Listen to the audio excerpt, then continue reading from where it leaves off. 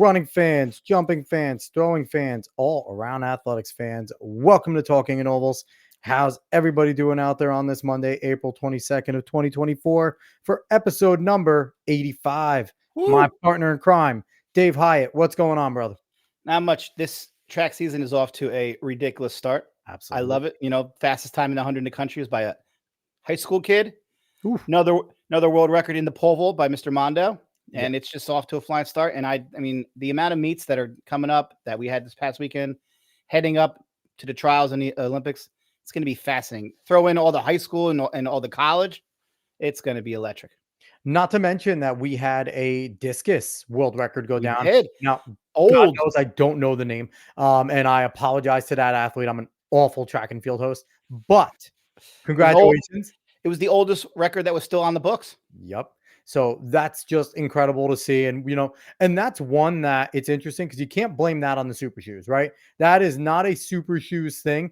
So congrats there. That's fantastic. That's I'm a big ass guy and I'm going to throw the discus really far from any era or any generation. Exactly. So before we get into all the fun stuff, give us like, share, follow, subscribe, rate on 5 stars everywhere you are. If you are watching this on YouTube, smash the like button and go ahead and subscribe there. Tell all your friends that greatest track show of all time is on right now. And if you're watching on X, Twix, Twitter, whatever you want to call it, go ahead and give us a retweet or repost, whatever the hell they want to call it now. And also follow us over there because then you'll be able to know exactly when we're going on all the time. So at Talking in Ovals, everywhere you want to find it, that's where we are. So quickly, last week, we had a very fun show. We had on our first multi-athlete, Hope Bender. She was lots of fun to talk to. She is, you know, right on the precipice of being in the Olympics, and we believe that she's going to get there. So really fun episode. Go back and give that a listen. And also, Dave, we've been slacking the last few weeks, but we're going to get back on, people. Where's the PRs at, everybody? Yeah. Where are they at? It's still early, you know, in the season, so I don't want to hear it. I'll give them. Listen, no excuses. Play like a champion. And I mean, I can't say it enough how excited I am for this coming weekend. My favorite meet in the world is the Penn Relays, and here it is. So many great people running. So many, you know, just here in Jersey, a little local fleet. You know, the DMR. You got Westfield. You got CBA. You got all these teams, and it's going to be absolutely electric. I'm pumped that I'm going on Friday, and I'm just pumped. If they do that lame 4-by-mile thing, though, I will be pissed. What? If they do that lame, slow up, let's get everyone going, and let the fastest 400 win. No. Well, they don't do that for the first 3 legs. Go race. Just go race. Like, we were robbed last year of Washington potentially setting the 4-by-mile record. But they did race. They didn't. They didn't time trial, but they raced. So that's not a time. No, screw that. In a relay, it is your 4 legs run as fast. They were just trying to. The last leg did not run. Just trying to get everyone together and see who had the best kick. That is not track. That is lame. That is absolutely lame. And I don't care who it is. That is It's going to happen again, and it's going to be just as exciting. It wasn't. It was terrible. I had a different take on it last year, but now that I went back and watched it, it was thrilling. Every team was in it with then just go run a 4. Just line all those final guys up, run a 4, call it the 4-by-mile, and let's be done with it. Because that's all they did. Because they didn't even try the first 3 laps. They kind of pussyfooted around, waited for everybody. It's nonsense. But bitter. It's annoying. And I'm bitter because I wanted to see a 4-by-mile record. Damn it. Anyway, so we want to jump into it this week because this week we are actually finishing off our Trackstar.me Olympic Dream Series. And we are jumping right back into our wheelhouse. You know, Dave and I had lots of fun talking to the other 6 athletes, doing a lot of different things. It was amazing. Hammer, a multi, discus. Like everything. I learned so much and got so much wonderful information that I feel like if I'm at practice now, I can actually give some advice in those events and actually have some merit because I talk to people that are pros at it, and we really got to delve into the little ins and outs of each event, and it was fantastic. And you can go on YouTube and just like scroll and find the clip and be like, here, this is what they said about that. Yeah. This is pro. That's your coach. I'm awesome. But call a shot put a ball. You can call a shot put a ball. According to pro shot putters. I mean, implement, though. I guess that's like the proper term, the implement. But anyway, I want to get into this week's show because this week we, like I said, we're back in our wheelhouse. We're at the 800 and we are pumped to have this individual on. He is Derek Holdsworth. He is a finalist in the 2023 800 meter for United States. He's a club coach over at the high school level and Pan American team member. Derek, what's going on, brother? Hey, thanks for having me, guys. We are excited to have you on. Like I said, we are back in our wheelhouse, and that makes us happy that, we can come back in, we could talk some middle distance again. All the other stuff was fun, but what Dave and I know is middle distance. So we want to jump in right away with you. The same thing that we've done with all the other individuals and guests that we've had on. What gave you the spark to start becoming a runner? That moment, that was that aha moment that's like, hey, I can do this. Track is my sport. Track is my sport. 800's my thing. When was that moment that it kind of clicked? So the baby step to that moment was I used to race a lot of the kids in the neighborhood, and I was always a little chonkier than everybody else. But I just felt the need to like race people, and most of the time, if it was short, I would win. So one of my friends was like, his dad used to see me run outside and go like, when you get to high school, you should maybe like try running track. And that like always stuck in like the back of my head. My freshman year, I was pretty bad. I ran like 69 in the 400 and ended up running like 53 by the end of the year after just banging my head at the wall. It's a pretty big PR. That's a huge drop. Yeah. I wish I could take one of those now. But yeah, so harder as you get faster. For real. I mean, I broke my hip my freshman year, like kind of towards the end of the season. And the idea of like maybe playing football in the fall, I was like, I don't really like that. So I'll run cross country. Suffered through that, got thrown on a 4x8, first meet indoors, and ran 204 for the first time. And then they were like, oh yeah, you're gonna keep running this. So I went 204 to 155 that year, and then by the time I graduated, I was like a 148 guy. Wow. So it's kind of all of those moments put together. Really, 148 high school guy.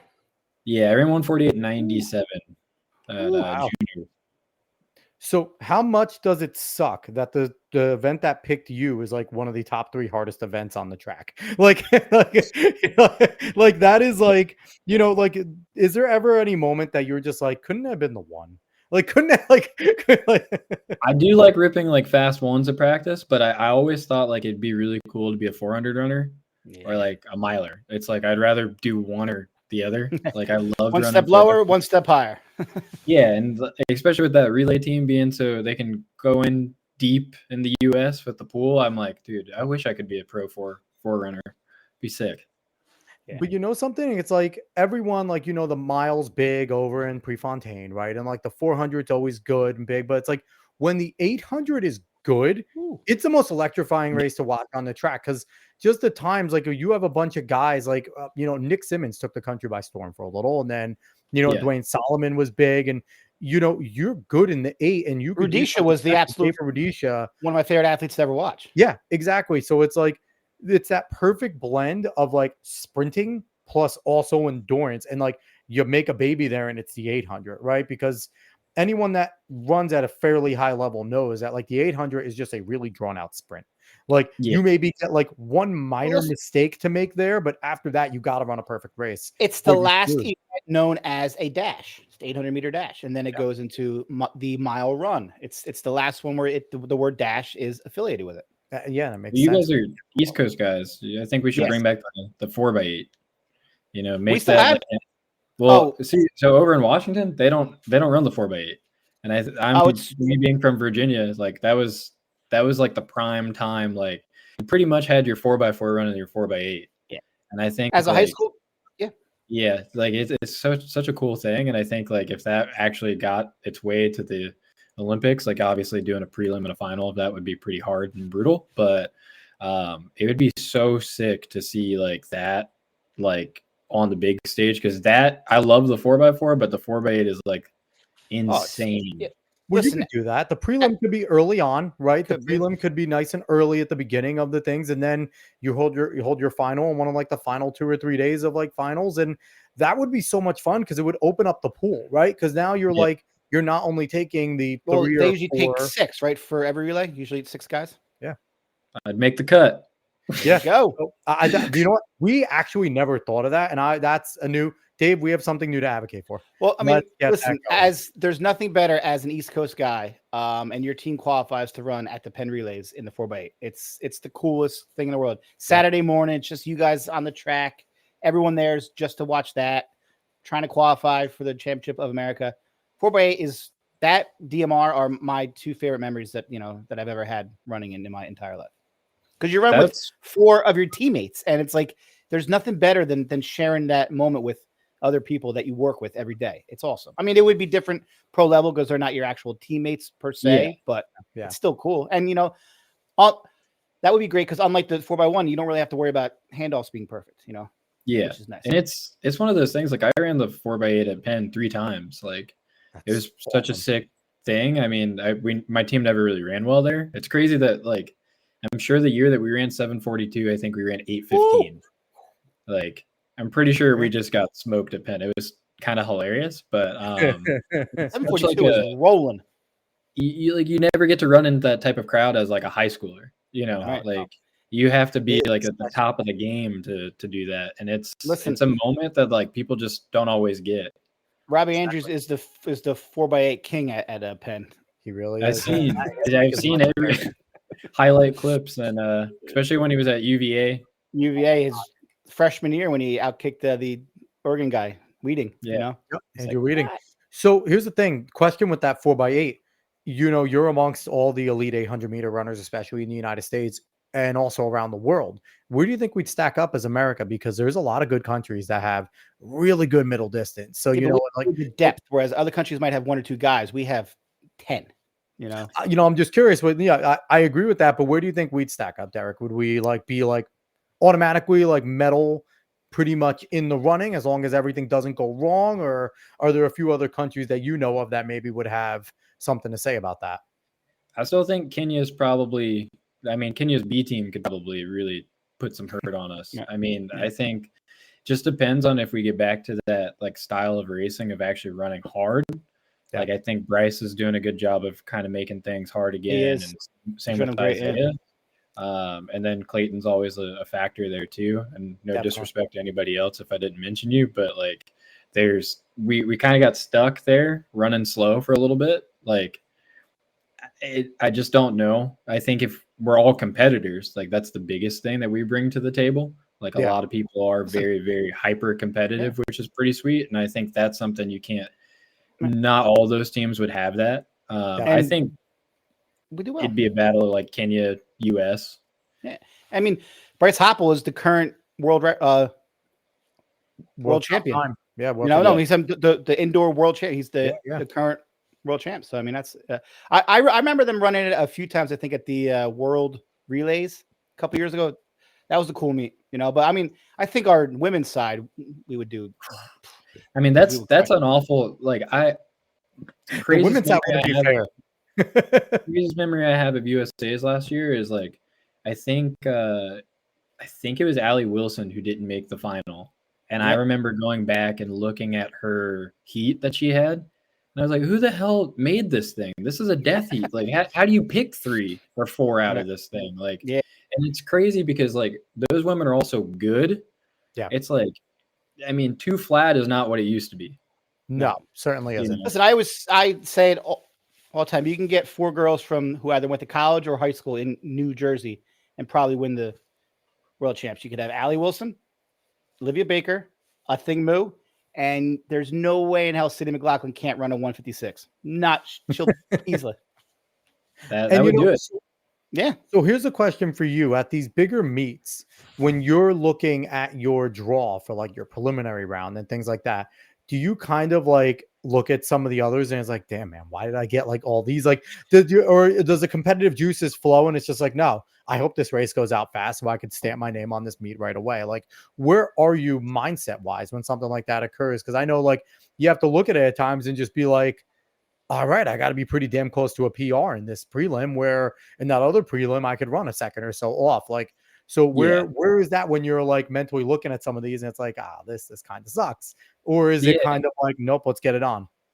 I really try not to like think that deep about it because like I always know that there's going to be a guy in each heat. And like I think the past 3 USAs, I've gotten like Clayton in my heat, and I'm like, all right, well, Clayton's going to make it out of the prelim. Like, come on. So it's just like, all right, I'll follow him. And if I pass him at the end, I pass him. Like 2022, I won my prelim with Clayton in the heat, and he just jogs off and makes it look pretty effortless. Like I just don't really think about it because I think I'm a competitor. Definitely. So I'm always like praying for big Q energy out of me. I try not to do the little Q stuff because I want to feel like I belong there. Although and you do. Yeah, Hell yeah, you do, man. 145, you absolutely belong there. Well, I appreciate it. But yeah, that's just how I go about it. Like it doesn't matter if I had primetime David Rudisha in there. Like I think I'm a top half kind of guy rather than a bottom half if we're doing 8. So that's just how I think. So I want to bring it back a little bit. You run 148 in high school. Did you have your pick of where you wanted to go? Like, how did that whole process work? I mean, that's flying. I mean, that's fast now, but I mean, that's insane to run that fast. Yeah. And you said you ran that as a junior? So I ran that as a senior. So I ran 5. I think I ran under 150 my last 5 800s of my senior year. So wow. I led like almost wire to wire at New Balance Nationals in 2014. I had 1 indoors that year. And our American record holder, Donovan, just flies by me with like 40 to go, and I blew up so bad I got 4th. It was pretty sweet. If you want to see an epic tie-up, look at that. But no, the Prefontaine special, right? Like that's like the Prefontaine special, basically. Yeah, it was tough. But yeah, I mean, my senior year, it was kind of a weird thing. I didn't really take school very seriously. Like I didn't really know that you could run track at college. Like I had watched college meets and watched people and stuff, but I can tell you my family doesn't necessarily prioritize like school, and I had that mindset too. And I think I dug myself such a big hole my freshman and sophomore year that like trying to climb out of it my junior and senior year was rough. So I actually had signed on my senior year to go to South Plains in Texas to go to junior college. Bummer that I didn't end up going there because I would have run the 4x4 with Fred Curley, which is that would have been so awesome. But yeah, so I didn't end up doing it. I had some money stolen from me from a weird situation, and I just didn't really have money to go. And I stuck around a year with my high school coach, and I ended up going to DC. So when District Track Club was a thing there, I ran for them. So at 19, I was running in a professional group. And just like hanging on for dear life and a lot of things, and getting my ass kicked by everybody, and then they're like reminding me that I'm 19 years old by the way I'm acting, which was tough. So I had to grow up fast. But yeah, that's kind of how I got there. So your method of getting to where you are is super unconventional. So this question is going to be fun as well. I want you to kind of walk me down memory lane. Because one of the things we like to do is kind of to get your memories of your, your favorite moments of running from, the start of it, whenever you started your freshman year, which you kind of covered a few, but I want, pull some fun things out. The fun part is it's a podcast. It doesn't always have to be PG, but we do have kids that watch, so try to keep it semi.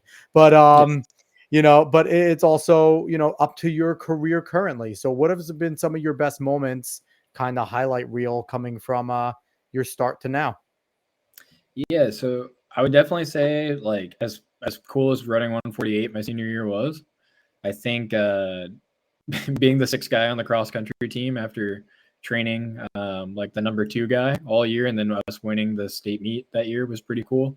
That's awesome. Same with like the 4x8. Like my coach told me, he's like, oh, the guys are ready to run. Their guys are ready to run. I'm like, coach, we've broken 8 minutes like 2 times. Like there's no way we're gonna beat Blacksburg. They've run 742 indoors.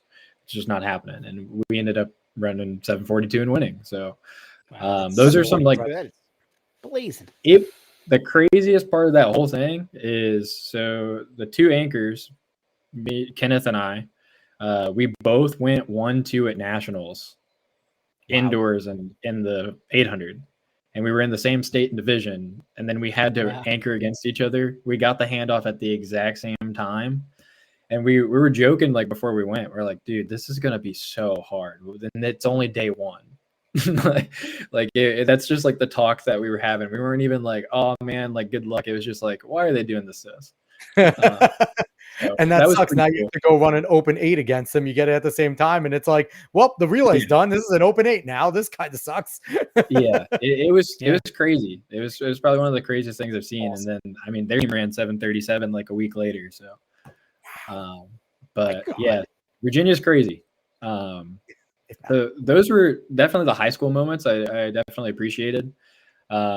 Probably the coolest moment that I had again in 2017. So I'm still running for district track club at this point. Is we actually raced Robbie Andrews' team in a 4x8 at the Armory. I think it was a Dr. Sanders invite, and my team won. It was just like the craziest thing in the world. Like Robbie was next to Sam, my roommate, and I'm like, all right, well, I know how this ends. Like Sam's gonna get absolutely walked down, and Robbie's gonna put 3 seconds on him in the last 100, and this is what happens. And somehow Sam like outkicked him or whatever, and I was freaking out afterward. It was such a you can like hear me in the background of the video just screaming because it's just like, oh my god, we were getting second. The beauty of track and field, right? Like any given moment, like there is nothing like given, right? Like in like football and other sports, like you give LeBron an open lane, he's gonna dunk it. You know, you give Patty Mahomes a free shot on a fade, he's not gonna miss it. But you know, like you said, you had a guy like Robbie Andrews, an Olympian, you know, one of the best runners in the world, especially at the time.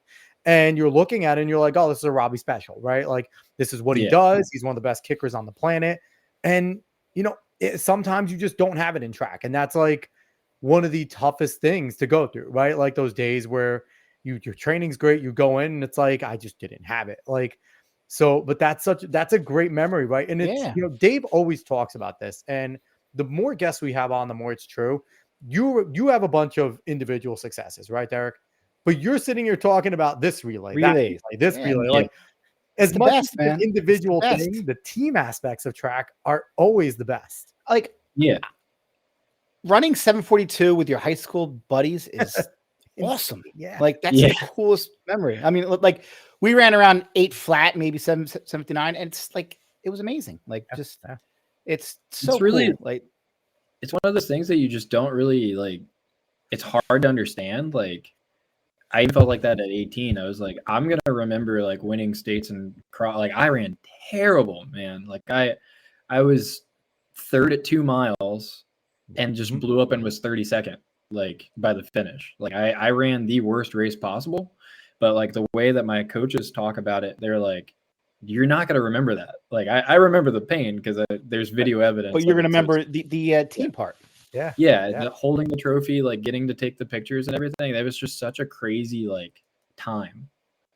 And it's like, it's so different as a runner, and especially as a distance runner, than any other sport or any other aspect, right? Because the training you do, especially cross country, and it just as a distance runner with your brothers, with your sisters, as you're going on long runs, you're doing the hardest workouts on the track, bar none. Like those days in the, you know, the workouts, like, sprinters work hard, don't get me wrong. But there's nothing like sitting there watching a bunch of milers, 2 milers, 800 guys run 8 to 10 quarters and with not full rest. Like I did 4,200s in high school. Exactly. You know? It's, you know, there's a different thing. So when you do accomplish those team things and you do have those big moments with your teammates, it's just so much sweeter because you've all suffered the same amount. It's such a, and you know, it's the same camaraderie you have with competitors, right? Because you're all suffering. You all give an effort. You all give 100% in that race. The lactic acid's all built up. Everyone's tight. Everyone's hurting. So it's a different thing that, like you said, unless you've experienced some of these things on the track, it's hard to relate sometimes to other athletes. Yeah, for sure. So what else? So you're there, you're in DC, what other memories you have? Because obviously you've done a ton more since DC. Yeah. So I would say the first memory I have after I left DC, so I went to Trinidad State in Alamosa. That's where I ended up doing junior college at. And that first year, like I ran so many races at the indoor national meet. You know, it's junior college, like everybody and their mom's running like 14 different things. Like, and I ran the DMR. So I ran the mile leg of the DMR. I ran the 1,000 prelim. I ran the 1,000 or the 800 prelim, the mile final, and then the 800 final. And I just did not want to run the 1,000. Like I had already run. I had at the time the junior college record in the 1,000. I did not want to run the 1,000, but the mile and the mile and the 800 were back to back, like pretty much like 15 minutes. So I got on the podium, got the award, was like, oh, I gotta go put my spikes back on and go. And I was in like last for the whole race, and then just had a big kick and ran like 152 and won. So it's like it's funny looking at those things and seeing that and going, yeah, I don't want to ever do that again. So the next year, my teammate, insanely talented guy. Like I really think if he would have just believed that he could have beat me that year, he would have won indoor nationals like easily. We went 1-2 at nationals in the 800, and his was a little more dramatic because I think he was in second to last with like 300 to go, and he got second. And I didn't want to play it that late, and I went to the lead like at 400 to go. But I mean that was probably one of the coolest things because like I got to see him grow up. You know, like I already had like 3 or 4 years on him, but like, I mean, this kid ran 203 in the 800 final at junior college nationals his freshman year, and then runs like 151 to get second. So it was just like such a cool like thing. My God. Yeah. You know, so what was your experience at JUCO as kind of a pro already, running at like with the pro team and then coming in? Like, did you kind of look at it differently? Were you looked at differently being like a guy that has had experience racing against pros and the best around already? And running 148 in high school. Running 148 in high school, yes. Yeah, so I came in with like PRs of like 147 flat and like 349. So it's not like I was just like an average junior college guy. But when I got there, I got lucky. I think I was thinking about this the other day. Like I was there at the right time, because now you look at some of the JUCO marks, and it's just like it's like insane again. But every level's I think I was 21 going in, and that like you have like a lot of the elite people at that level pretty old, but like that's kind of like the thing that people will love to throw at you is you're just old. Like you're only good because you're old. And I'm like, dude, I ran 148 as a senior in high school. I think I'm good. So you definitely got treated differently from that aspect. I mean, I remember I was mad when I found out that the guy that won cross country nationals was like 27 years old, and he's true American too. Like he ran at Oklahoma State in 2011. I was like, what is going on here? That's so JUCO is just kind of weird. It's got like a lot of like, you know, I understand why some people call it like last chance U. That definitely wasn't really my experience. My like coaches like Lauren and Kyle, like they did a pretty good job of like, and they were young coaches. They were only a few years younger or older than me. So, I mean, they did a good job of handling what they were given. And their school, I actually met with them at Brian Clay. They've done a really good job. I think they had a few national champions this year and everything. So, it was a struggle, you know, to get through junior college because it's not normal, and like you're performing at a different level. And I think I lost a little bit of like competitiveness while I was there because you're just kind of doing enough to win and not really. It's hard to lay down yourself. Yeah. And then I was living at 7,500 feet and doing a lot of like mileage and stuff like that, and I just wasn't always recovering well.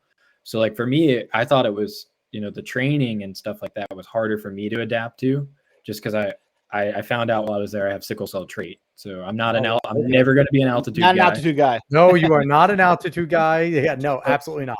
So we stuck it through, and I had to, you know, bring oxygen to meets. So I would have to be on an oxygen mask, and I'm doing that at practice and stuff like that. And it kind of wears on your sanity a little bit, where you're just like, you know, for a while, I thought I was just soft when I would just bonk up there at doing a tempo at 2 miles in and just crash. And I'm looking at Lauren Kyle, like, I think I'm just soft. Like, that's what it's got to be. But then there's actually a reason for it. So it was kind of a game in a game, you know?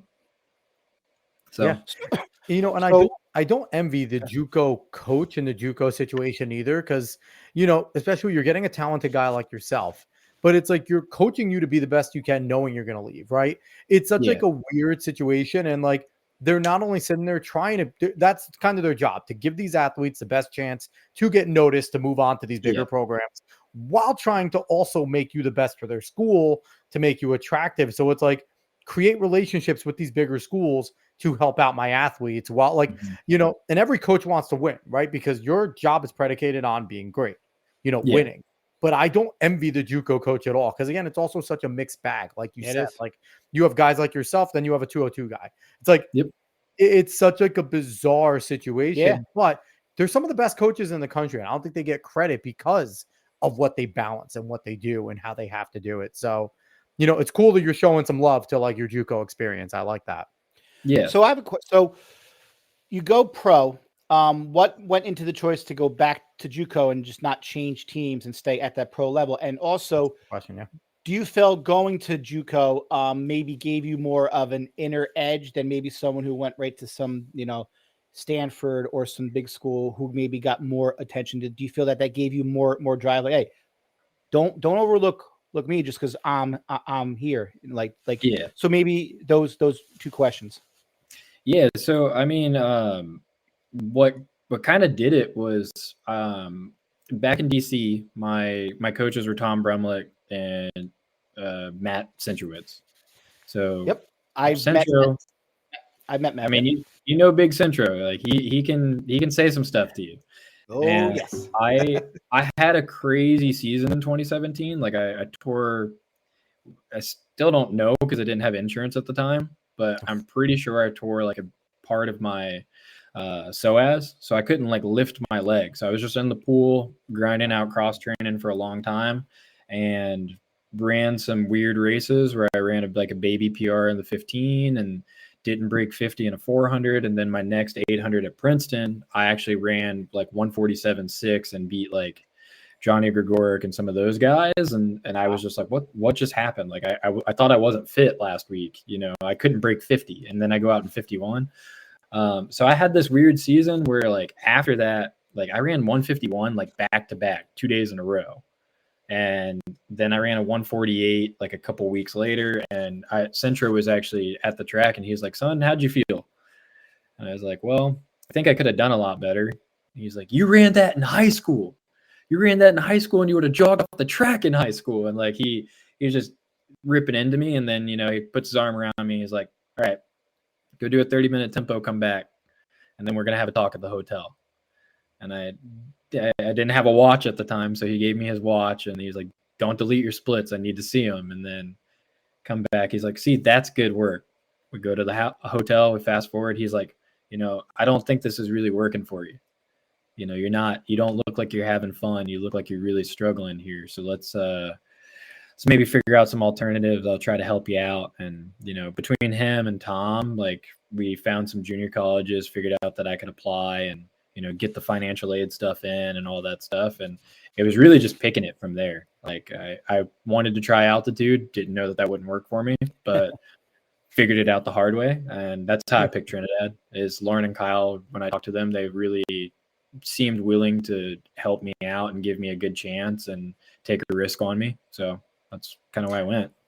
And that's why Centro is the coach that he is, right? Because he gives you that tough love. He breaks it down, but then he builds you right back up. And, when it comes to him, like you said, he could say some things, but none of it's malicious. None of it. It is all, there's a purpose to everything. And it's tough to be that old school coach now, I guess, like, cause the athlete's a little different.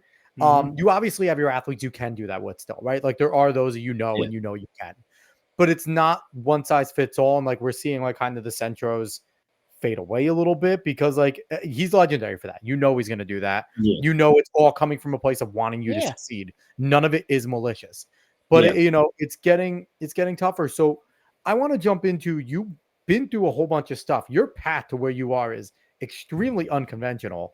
And I think it's fantastic, right? I think it's awesome. Because like one of the biggest things that we've seen in this whole series is resilience, drive, determination of all 7 of you in this Trackstar.me Olympic Dream Series. And it's been an inspiration because like someone like myself who kind of gave up on himself in college, like I was hurt a lot, gave up on myself, stopped giving a shit. Like, Dave, I think kind of had a similar path, like, and it was like, but to see, I mean, we also didn't run a 148 in high school. No, it's kind of hard to, but I do think that it's a harder knowing that you, like, I've done it. Like I've done it at the highest level against people my own age. Yeah, So and I think that's so. I give you credit for sticking, yeah. and now it's starting. Everything's starting to pay off, and we're going to see the best of you going forward. I think. Absolutely. So talk about the mindset, right? So you had a coach like Sandrowitz who kind of, tear you down, brings you up like that dad figure. And you've been through a lot in terms of injuries and, not being able to go and like all these different things that have happened to you. And you're not an old guy. You're in your 20s. Like there's a lot that's gone on in your life so far. So talk about mentally.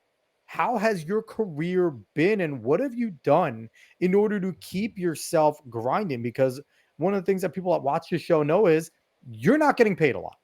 Well, like that's like track athletes don't get paid. Like exactly. Right. So like you're not doing this for the money.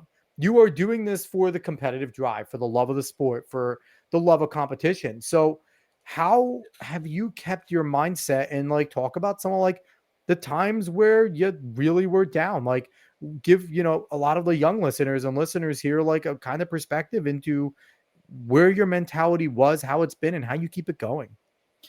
Yeah, I mean, it's really hard. I think so. Kind of like what we said. I mean, I ran 148 in high school. I ran 147 at. I ran 148 4 at like 18, 19, and then 147 at 20. I stayed at 147 for 5 years. I was banging my head at the same thing. Like I ran 147 in junior college. I ran 147 in 2020, my first year at Western, and then COVID happened, and I was racing those big friendly meets out here on the West Coast, but not really ever running fast in them. Like I think the thing that always kept me going is that my high school coach, there was one workout that he saw me run that he was like, dude, you're a 143 guy. You got to just go out and do it. You just take your time, go do it. I ran like 115, 6 and a 600, and then did some 200s like 10, 15 minutes later. And he like, after that, like really bought into everything. Like he always instilled really good things, like, very loving. He was like my dad, awesome guy. But he really helped me build up that resilience. And then I just always carried it through. It's been hard because I have felt like giving up when you're, during COVID, like I had to max out my credit card to live and train, and then I have this bill looming over my head. And, I've always found a way to make it in life. And that's kind of like the thing is like, if I know I can do it in life, like track is easy. I just have to get to that moment. And recently getting to that moment is harder because I'm just so anxious. Like I do stress, like when I made the US final this past year and I'm thinking about, I have to go to work tomorrow. Like I'm on the start line going like, I need to be at work because I spent like so much money being here, so it's hard. But when you're doing the workouts and you're healthy and everything's going right, like you have to just give yourself that chance. And I really need to take my own advice and always take that chance when it's right there in front of me. So that's part of the resilience factor, I'd say. But it's hard because you're worrying about, like paying bills and paying rent, like things that we talk about often on this show that pros in other sports don't have to worry about. You shouldn't have to worry about. No pro athlete in any sport should have to worry about that. So I want to take a moment real quick, jumping in to talk about, the Give Send Go that you are a part of. I want to throw it on the screen here. The Olympic Dreams, trackstar.me, Olympic Dreams, Give Send Go. There you are. I want everyone that you can right now to go to this page, www.givesendgo.com/GBKDF. Once again, I'm scrolling through it. These are individuals. If you've heard, these are NCAA champions, national record holder, like just all a bunch of amazing athletes. The 7 people that we have talked to. They all deserve not just a shot to go and compete, but the opportunity to train and to have the money to not worry about where their next meal is coming the next time because they had to pay for their facility or all these types of things. So to be mentally free so they can just focus and train, not have to have so many other outside distractions. So, if you can, 5, 10, 15, whatever you can give, please go give to the Olympic Dreams, Give Send Go. Because all these athletes we've had on, we're major fans of now.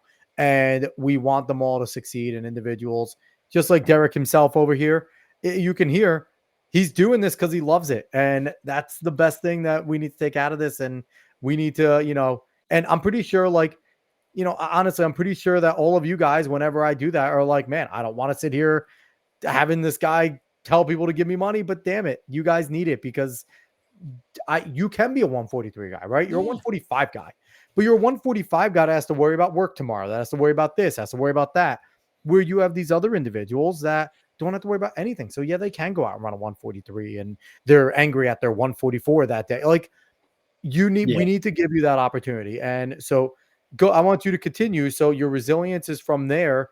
And so what keeps you going? What is your, outside of that, what makes Derek tick that keeps you going in this? Yeah, so I think, like, so my high school coach, like, he passed in 2021, and he, like I said, he was like my dad. He got me to where I am now. Like, he's all-time great human being. Like, he managed like Sebco and Steve Ovett back in the day. Wow. Like, that's why we did the workouts that we did, is he knew some stuff. Yeah. And it was really cool. Like, I think I owe it to him to at least try to see that time just pop up once. But I also just, like, I want it for me more than anything. Like, people ask me all the time, like, do you want to make an Olympic team? Do you want to make a world team? I'm like, I don't care about any of that if I didn't do the best that I possibly could. Like, if I do the best I possibly can, like, I should be able to make an Olympic team. I should be able to hit the standard and stuff like that.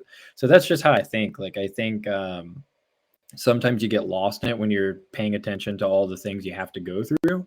Yeah. Like, I had that happen this weekend. I probably was in the worst place that I have been in with the sport over the weekend, and I just totally gave up on myself. Not a DNF, but I just didn't even give myself a chance. And it's hard, like, I immediately got on the phone and started making action so that never happens again.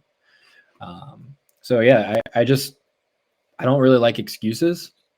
And I'm very hard on people I care about when they start making excuses. So I know I need to be hard on myself to get the job done. But also respect what I'm going through, You have to. Yeah. And, and there's a level of, not making excuses, but also living in reality. Right. And that's just the unfortunate reality that, you and the other athletes in track and field, except for a select few, have to go through. Right. So it's like, but you're doing everything you can. You're working your ass off, and that resilience. And we've said it on the show before, and Davis said it.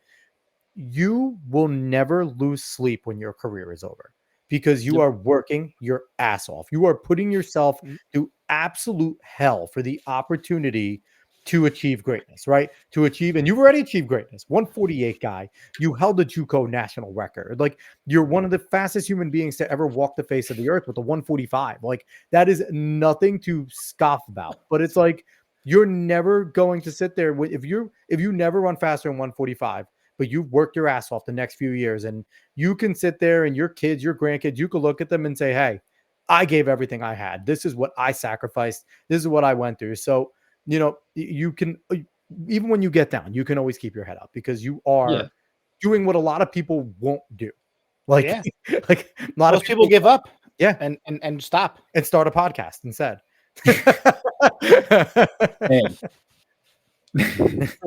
Yeah, I totally agree. Like, that's all I'm, at the end of the day, I'm searching for, is just, like, I told my coach the other day when we had that hiccup, is it's just like, I want to be able to, I don't care about anything else but giving myself the opportunity to do the best I can. And right now I've been the roadblock. It's not the races, it's not anything. I've been the problem, and it's hard when you're the problem, because it's easy to just say, like, oh, I can just do this and this, and it's a long fingers. You got to look in the mirror, right? Exactly. So I said, I just want to be able to do the best I can and walk away, and then know that was it.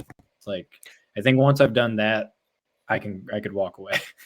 So where do you train? How do you afford training? How do you, afford rent? How do you do all this? What are you working on the side? So kind of give people a glimpse into your life right now as a pro athlete, and what you're grinding and what you're actually doing. And, talking to people about finances sucks, but I think that people need to hear exactly what you're doing in order to try and achieve this.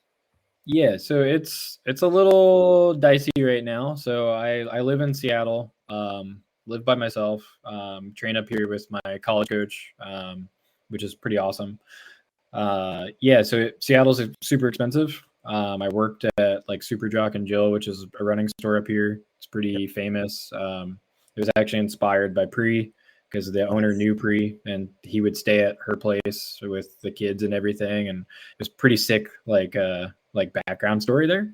Yeah, that's pretty But yeah, I just wasn't doing so hot at managing that because I had done run specialty for 8 years and grad school, which I'm also doing. So I'm in a grad program at Texas A&M, and I'm doing it all online, and it's just tough. So what I did, it's not the best financial advice I would ever give anybody, but I took out a loan for school, and then just because of where I qualify for financial aid, like I get the max amount for financial aid, and that's helped me with bills and everything. So I could kind of back down to part-time or just not work. So I've upped my coaching, but I'm not working at the store as much. So I mean, it's tough when you see those numbers come in on like your tax and you're like, oh, I thought I made this, and you didn't make anything. So it's a little tough. But you're making memories. You're making lifelong memories. Yeah, like I would never change. Like the struggle sucks, like it does, because it can wear on you, especially when you're not racing. But I think it's like one of those cool things. Like when I went to Pan Am's, like walking into a stadium of 40,000 plus people, and like you have little kids just yelling USA at you and getting all excited that you're just amazing. There. Like I've never in my life experienced something like that. And being broke is worth it for stuff like that. Yeah, definitely. I would trade that to have that moment in the heart. That's fantastic. Yeah. And and you've got to wear the red, white, and blue, right? You got to have USA across your chest. And that's kind of what we all did the sport for. Like, yeah, you run track in order to represent your country. That's kind of like the big deal. Now, I want to talk about that because track and field is, at me and Dave believe, one of the best places it's been at in a really long time. We have massive names in a bunch of events. Records are dropping, things are that. How healthy do you feel that the sport is right now? Well, I think it's, I'm sorry, in perspective, like, I think, yes, it's easy for us to say, but as someone who is struggling to make ends meet, and that's why I wanted to ask. He might not think that it's in the healthiest place. So I'm definitely intrigued by, because it's two different sports. It's the competitive side, and then it's the financial side. So competitively, I think USA Track Field is doing amazing, maybe the best that we ever have, but we still haven't bridged that gap to help you guys who aren't the top get any sort of financial advantage to this boom that we are having. So I think it's definitely in two different sides. If you look at the sport, there's the financial aspect, and then there's the competitive aspect. Competitively, we are just rolling, I think. Yeah, so I agree. Like on the competitive side, like it's awesome. I think the 800's almost back to being like the thing again, which is really cool. Past couple of years, it's been like, oh man, you look at where you fall. Like when I ran 145, I'm like, I'm pretty up there on the world rankings this year. And then it's like now everybody's running 143 again. So got to get it together. So yeah, competitiveness, I'd rank it an A. Like I would say the only thing on competitiveness is I want people to stop dodging each other because of their agents or their sponsors. Yeah, it's a joke. Like that part's it's insane. And then that ties into the financial, if there's there's secret races that happen and, these people want to keep this guy out of the field. They want to keep that guy out of the field. It's stupid. It just doesn't really make sense because at the end of the day, like it's about who's the fastest on the day. That's what the race is for. If we just averaged everything together, like off of your season's best and how many times you ran this, like no one would enjoy that. So I guess really the beauty of social media at times, because you could do the call outs, right? And that kind of doesn't let people hide. It's kind of nice. We are seeing there. Yeah. More of that, like Noah's going at it with Fred, which is just great for the sport. Yeah. Ingebrigtsen and the Kerr got their, so like, I think all these things are good, So you mentioned the competitive side. Did you want to delve into the other aspect that I mentioned? Maybe financial bridge that is not being gapped? Yeah, I mean that's the part where I think the sport is a joke. I mean, it takes forever to get anything done. Like you're waiting for, there's sometimes where you run a meet and you get prize money and you're waiting 7 months to get it. A guy like me, I might need that next week. You might need and that. You might need to bring that big old check on the plane. How are they allowed to do that? Like, how is that? How can Yeah. they not have the money liquid if you're running that meet? Right. So I'm trying to cover those things in my sports management degree at Texas A&M, and hopefully I can get some answers to you. But I just don't. Quick question there. Darren Peters left a question in the chat, and that kind of goes right along with that. What are your goals in management, and why are you completing a master's degree in sports management from Texas A&M? So delve right in. Thank you, Darren. Thanks, Darren. Yeah, thanks for the question. I would say that the reason why I picked that is, again, my high school coach was an agent. I always thought that was really cool. And I just don't think the state of the sport right now, like, we're doing the best we possibly can with everybody's agents. Like, I do think there are great agents out there, but I just don't. I think there's a little too much control. And like, I'm always the type of person, if I don't like something, I'm going to go try to fix it. I love it. And I think I can handle handle what comes with being an agent, and being in the experience, having the experience that I've had definitely is going to make it a lot better. But also with the sports management degree at A&M, like, I could go into coaching at the college level. If I just say, being an agent, it's not going to work.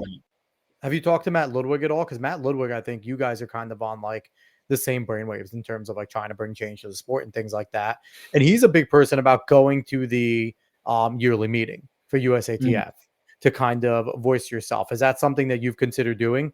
And maybe, having your voice heard? Because I feel like you and Matt will kind of get along, because I think you're both trying to accomplish the same thing. So you're both a part of this Trackstar.me Olympic Dream series and the fundraiser. So I feel like you guys should definitely get in touch and maybe start to try and find more like-minded individuals like yourselves, because you want to do something on your own. He wants to do something on his own, but like the numbers. And I feel like, you have Sha'Carri, who's a huge name, who obviously sees something's wrong, right? She's someone who doesn't need to speak out, but she was very vocal during Worlds about, things need to change. Things need to be different. And she even mentioned the U word. She kind of thinking about a union. So it's like, I feel like when we have individuals like yourself, like Matt, like Sha'Carri, like, we need to start banding you guys together. And, you guys do this together at USATFs. First year, they're going to ignore you. Second year, they're going to sit there and be like, they're annoying. Third year, they're going to be like, okay, let them sit at the table. Let's hear what they have to say, because these are our pros, and more and more will join. I just think we need to get you guys banding together. I was thinking about this today, and tell me if I'm wrong. I feel like you guys are so used to running for yourselves as individuals, that maybe you guys lose, that you're so used to, competing against each other, that maybe you guys lose focus of, if we did maybe all come together, we could make more change, because you're just so used to just doing it for yourself. And it's about you, I mean, I could be wrong with that. That's just kind of from the outside in. I kind of see that at times, like, there's people all say that they want the same thing, but they don't get together and try to, because power comes in numbers.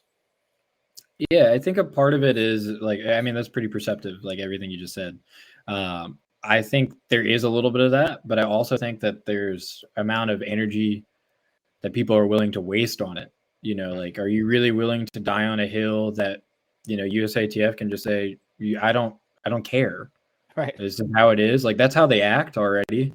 And if you have some of the biggest stars in the sport begging for change, or saying, why is Max Siegel making more money than every single athlete out there? Like, it just doesn't help. And then you do get those people that are in the right positions. Like, I don't know who, like, you have athletes that end up working at USATF and stuff like that, and they're saying, we want change. And then they go out and applaud Max Siegel and say that he's doing great things for the sport.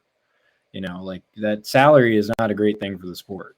Well, and it's also like, like, I agree with what you said. Like, how much do those athletes, because it's going to take change from the athletes that are already getting paid. Do they really want to make change? And because, again, like I said, it's a very individualized sport, and they're getting what they need. That they're doing fine. Like the 1 or 2% of those athletes. They're the ones who have to speak up because that's who people are going to listen to. But do they have to speak up? Everything's fine for them in a sense. So it's tough.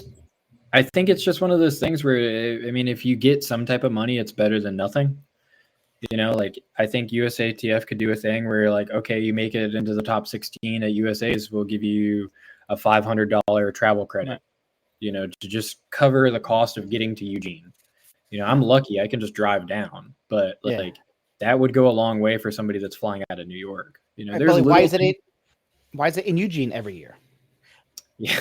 And also, but I think, because we found out, I didn't know, we found out from Eric Sawinski on the show that there's tiers to the meets, right? Like, that's why the Diamond League's a diamond, the gold, the silver, and all this. Continental.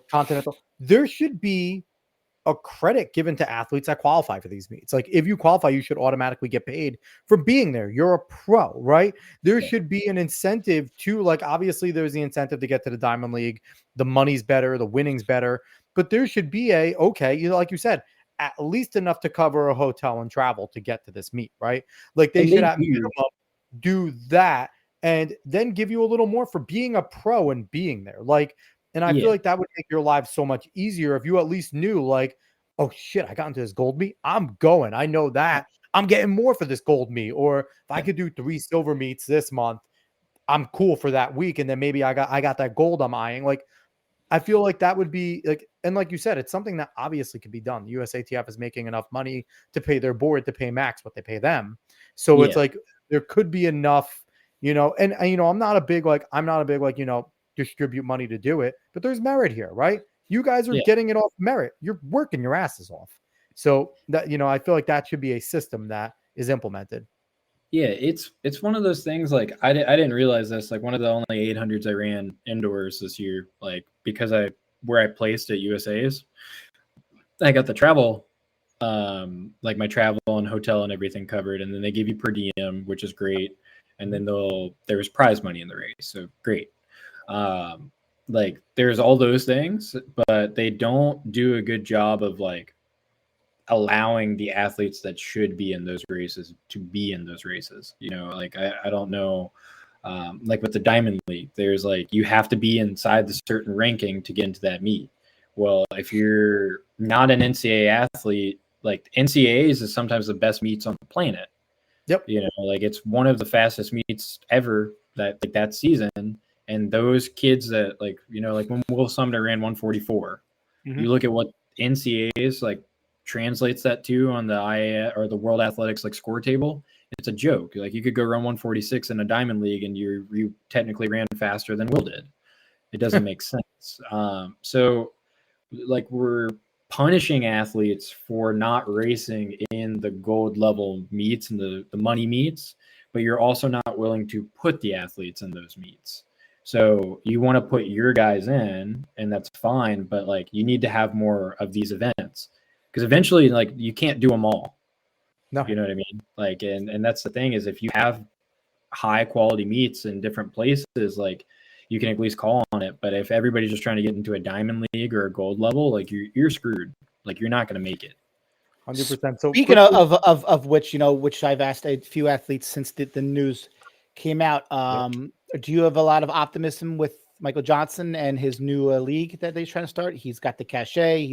Seems like he has big time supporters behind him. Maybe it's a chance to get those athletes to stay here locally. And it sounds like he wants to implement some sort of pay structure where athletes of all calibers who get invited or qualified for the meets can get some sort of financial help. Yeah, I think that would be a really a sick thing. I think he has the right idea. I think just executing is the hard part. And I think that's where it starts to fall apart for a lot of people, is just the execution. It ends up being said one way and then it gets done another. But it's hard because you got to remember all the hands that are in it too. With the athletes, if you have an agent, they're going to get 15%. So then it's well, if you're only offering $500 cash for me to come to this meet, and that's going to help me, and my agent has to get 100 or 15% of it, that it makes it, sometimes it's oh, I could just run a meet here and just do that and just hope for the best. Right. So it's tough. There's so many variables, but I think he's smart enough to figure it out. And he's a track guy. It's not like some guy from other expertise coming in. Like he knows, like he's Michael Johnson. I mean, it might have been different when he ran back 90s, but Yeah. he's evolved with it. He's worked for BBC. He's seen the evolution of the sport. So I feel like he's in tune with, and I feel like he talks to athletes. And the big thing is the athletes respect him because of who he is and what he's done. I think the big key for any success for any of these leagues is going to be contracts. I think if they can offer a contract, and yes, you don't have to run in the full league season because that's hard, right? You're not going to run every week and hammer down. You run 6 meets, but yeah, this is we are an 8 meet a year league. You give us 6 to 4 to something like that. Like every athlete will have their own individual contract, right? But you have to run an X amount of meets to qualify for our championship.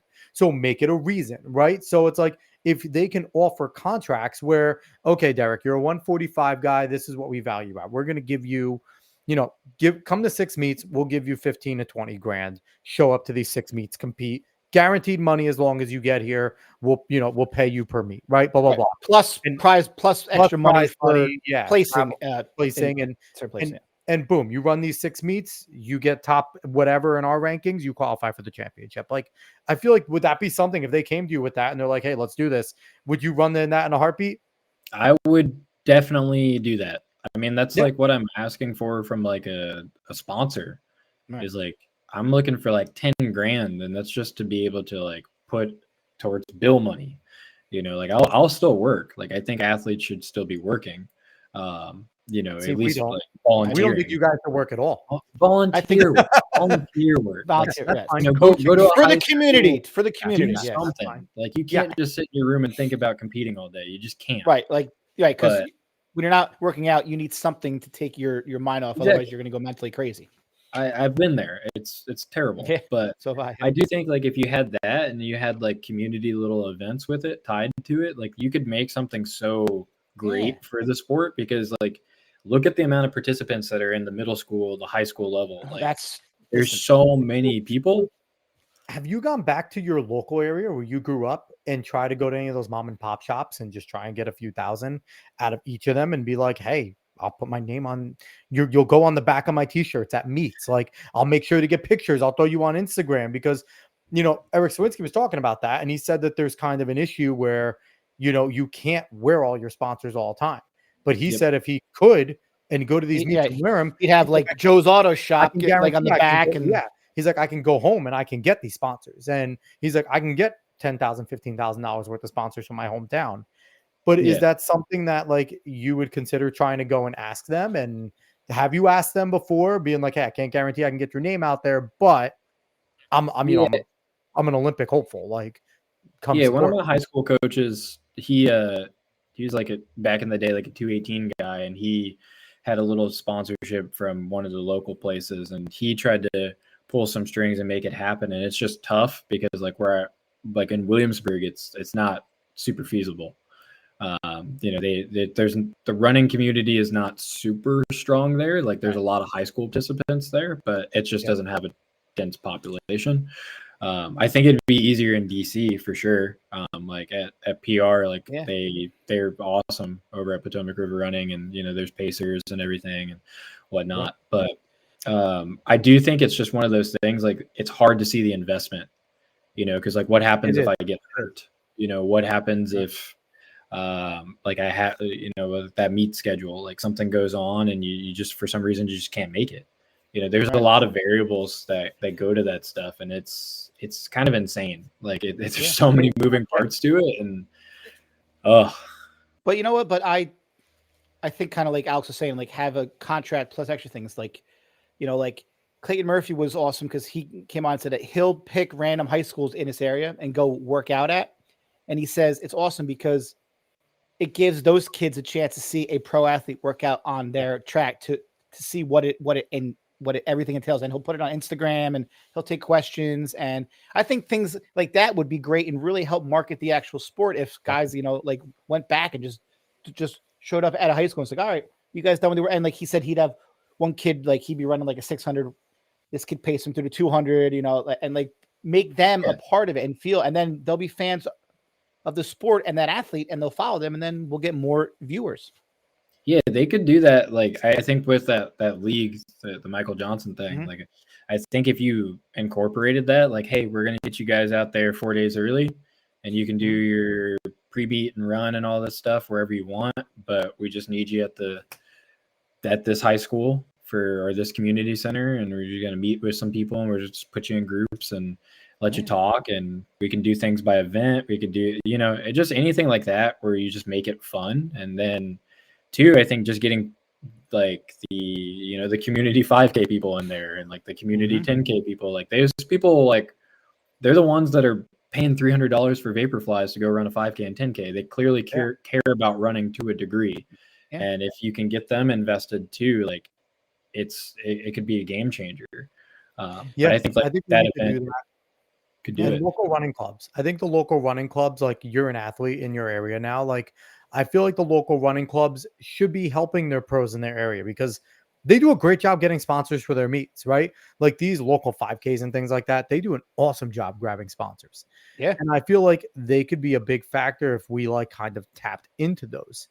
Yeah. So, I mean, it's great. So, Darren So came in. I'm Go ahead. sorry, Go ahead. if you had your choice, right, and you could pick like how this league went, would you rather have it all individual, or would you rather have like team concepts, like a Northeast team, like because people love to watch team sports, whether it's Yeah. people have their teams and they root for them. I feel in a sense that if you had like Northeast team, Southeast team, Midwest, like that it would be cool and that people could gravitate to that area. And maybe if athletes who grew up in that area, pardon me, or went to college in that area were part of that team, it would really help attract fans. Yeah. Do you remember when they did something like that with the teams? Crackdown Like, USA. yeah, like when And Nick I Simmons was think, like a coach and stuff like that. They had a few different like former greats. They had a few meets. I think one was on like NBC or something. They did something. It was like yeah, decent at yeah, I first. think Yeah. if you could make that a really solid product to give to people, like having that kind of, there, I mean, there's always the debate of like, oh, Texas is the best like high school state, and like Florida is the best high school state, and California, like you can do it, you have the resources to make that happen with how many pros are on the circuit. Just Absolutely. pay them a little bit more. Like you don't need to go pick all of the superstar studs that don't need any more money. Everybody does need money because everybody's underpaid, but it's Of like course. give everybody a chance. Mhm. And you could do stuff like towards the end of the season, have your little championship and put a 4x8 together, 4x4, Absolutely. 4x8, DMRs, baby. Yeah. all So those things. really full circle. So I want to come back. Darren dropped us another comment here. He's at me and you, Dave. Chris Farley, owner of Pacers Running in Washington, D.C. He has a podcast and sponsors track meets and athletes. His wife is the great Julie Cully, who we had on this show as well. We definitely need to have Julie back. Maybe we'll have Chris on now that we're live. But we should definitely do a podcast together. But Chris, if you're watching, Julie, if you're watching or listening, consider Derek because Derek is amazing. And he can use, maybe if you can't give the full 10K, a little bit worth it, or by even donating to the Give Send Go there. That would be fantastic. Or, just have Derek on your show as well. Get him some more exposure. We would love to see that. So thank you again, Darren. I want to jump to one more Darren had for us earlier. I don't want to, I want to show him some love. So this is to you, Derek. 2021 Stumptown Twilight Breakthrough. And when are you going back? Why are you going back? Yeah, so that one was crazy. I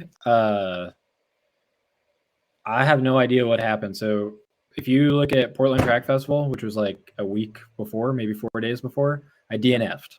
I DNF'd at 500 because I was in last place and I was being a head case. I got screamed at by, you guys probably know him, Russell Dinkins. After the race, he told me to get it together and stop racing with my head in my ass. And I came back to Stumptown a couple days later and found myself in the same position. And with 200 to go, I was just like, I'm just going to give myself a chance. And I ended up running 146 and got third in the race. And it was my first time breaking 147. And the crazier thing is that year, like my complaint was I hadn't done the things to run fast. And I had torn my hamstring in indoors. And that was the reason why I hadn't done the things to run fast. And my coach was like, if your mind's ready, you can do whatever you want, So that was a really big moment for me. And, and quickly shout out to Darren Peters. We've talked to him before. He's, a person that has reached out to us and is a fan of our show. So we appreciate that, Darren. We appreciate you watching and all the, the communication we have back and forth. So you're awesome. Thank you for the comments and everything. So Derek, before we wrap up here, I want to ask the same question that we ask all of our athletes and guests here, and it's always merited some fantastic answers. If you had a magic wand and a crystal ball, and I think your answer is going to be great, and you could, make anything happen that would make this sport more popular for the casual fan, would bring in the revenue, would make, being a pro in the sport profitable, what would you change? What would you do to make that happen? That is tough. I know. Like we put everyone on the spot. I'm going to try to put two answers together and make it sound like one. I think if you got the sponsorships away from the brands and made it actually about the sport, I think that you could really do some big things. And then you would have people not dodging each other. You wouldn't really, it'd be all about putting the talent on the track. I think it's just really hard for a casual fan to digest like a Diamond League when they hear like, oh, the world lead is whatever, and then that person's not in the race, or like, oh, like Josh Kerr is world champion in the 1500, but Jakob's not in this race, like it's really weird stuff that happens there. And I think it just needs to be not dumbed down, but it just needs to be more exciting. I like the Fred Curley Noah exchange that you guys were talking about. Like, that's great for the sport. Like, and invite a little bit more trash talk. I don't care if somebody's maybe getting paid under the table to say that stuff. But Dave, you're muted. I said, like we had Curley and Jacobs last year talking stuff. Girl, yeah. I mean, it makes it so exciting to watch, and like I think, I don't really necessarily buy into the level of trash talk that like Josh and Jakob have been throwing at each other, but it has made the excitement towards Paris and the Olympics a big thing. So now you just have to figure out how to market that to the casuals. And then watch Yared win the Paris. And what I'm hearing right now is Derek is just calling out Bryce and Isaiah and Clayton, and he's doing his shot right now, and he's coming for them three guys. Hey, I need to pick people that I maybe have a winning record against. So like if I take an L, like it's fine. But I'm pretty sure I'm like 0 for 5 against Bryce.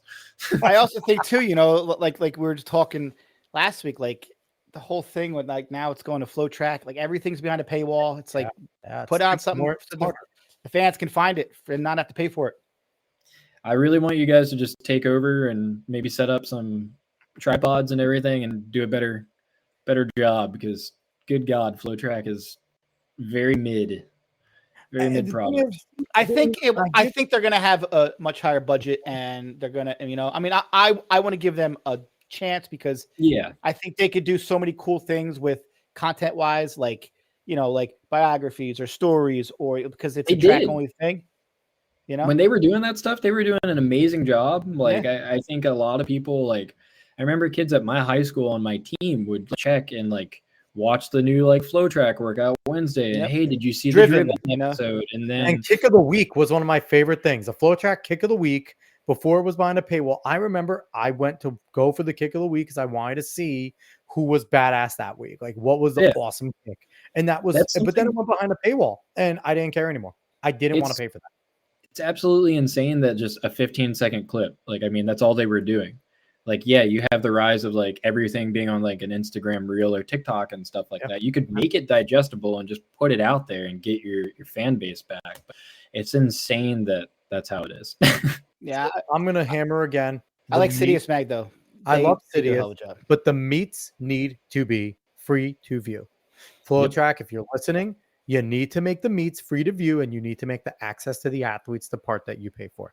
The interviews at the meets, the big parts, miking up some of the athletes, because now you're working with Diamond League. You're working with the biggest league for track on the planet.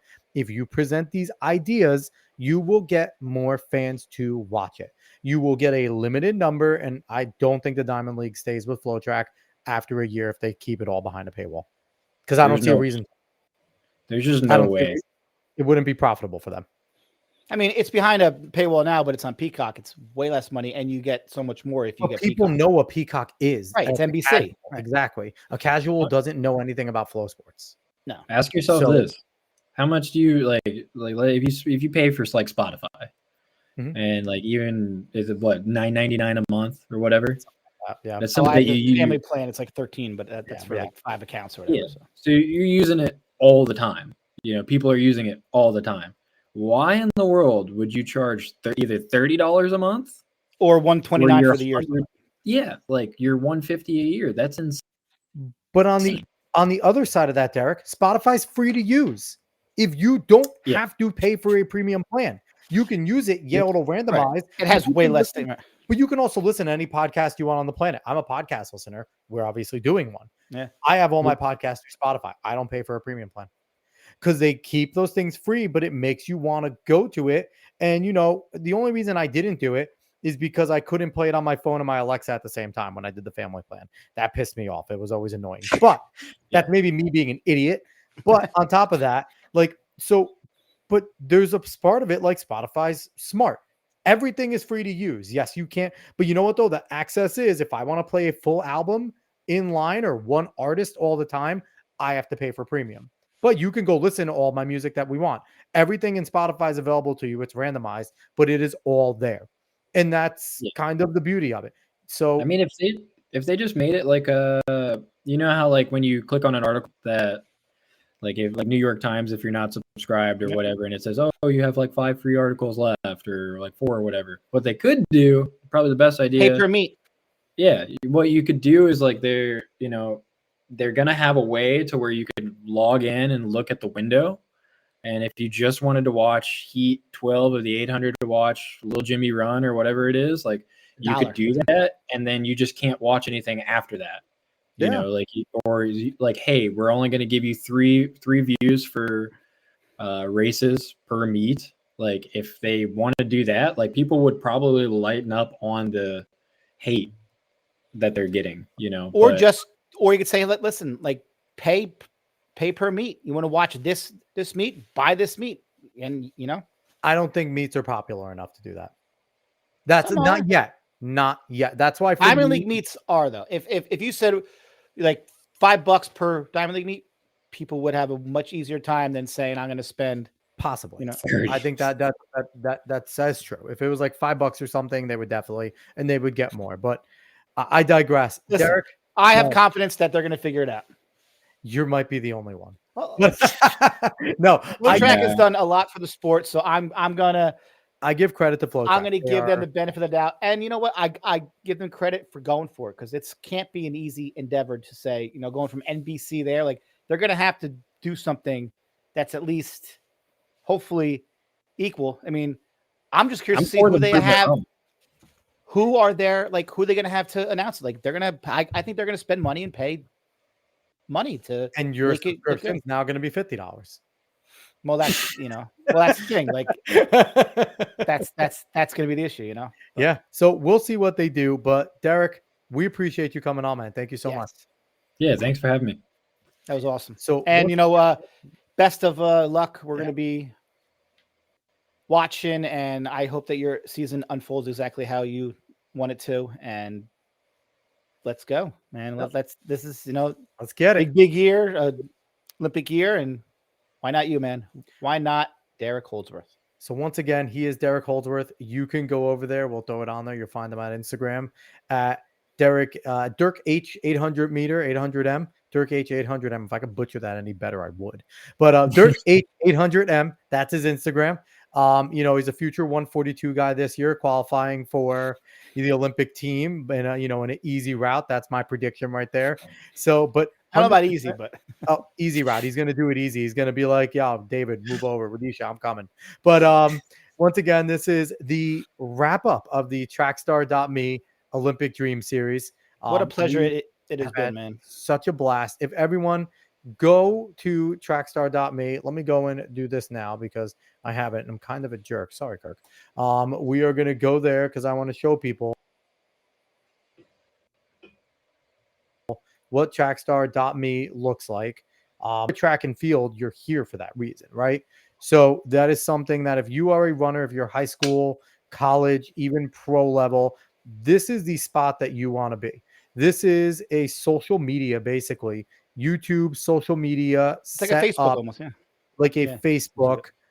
Coaches, athletes, anyone, you can go in and put up your highlights, make a profile, put up your PRs, and start really. You want to be, an influencer.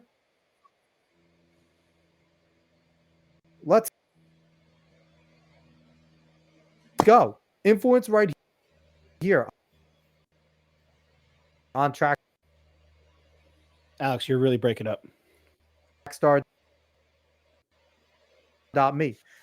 Become the best runner you can be. Kirk Barrett, duels that he did in order to do this series. He's awesome. So I'm going to put the gifts and go up there again one more time. So the Olympic Dreams Gifts and Go from trackstar.me, www.givesandgo.com/GBKDF. So once again, everyone, we appreciate you all for watching. Everyone out there that watched on YouTube and on X. If you're on YouTube, smash the like button, go subscribe. If you're on X, give us a follow and repost this and let everyone know that we are here. We're bringing the best athletes, the best stories in running to you in order to get this sport bigger. And I'll give our, proclaimer right there for for Trackstar for our sponsors. Oh, I froze up on trackstar.me. Damn it, Dave. I didn't know that. But no one tells me these things. Sorry, guys. I didn't know that. I tried, but you were frozen. I thought it was me, if I'm being honest. No, sorry, was everyone. That I froze up for trackstar.me. Didn't get a chance to see it. Sorry, Kirk. But yeah, we're going to talk about the sponsors real quick. We would love to have sponsors on this show. But if you would like to sponsor us, then you must also sponsor a former athlete that we have had on that does not have one. So that stands. That will always be the way that we do it. And that's how we will be. So without further ado, though, with that being said, everyone, we appreciate you all for watching. We appreciate everyone for listening. We appreciate Derek, trackstar.me, Kirk Berridge, all of you. And we'll be back next week. So long, everybody.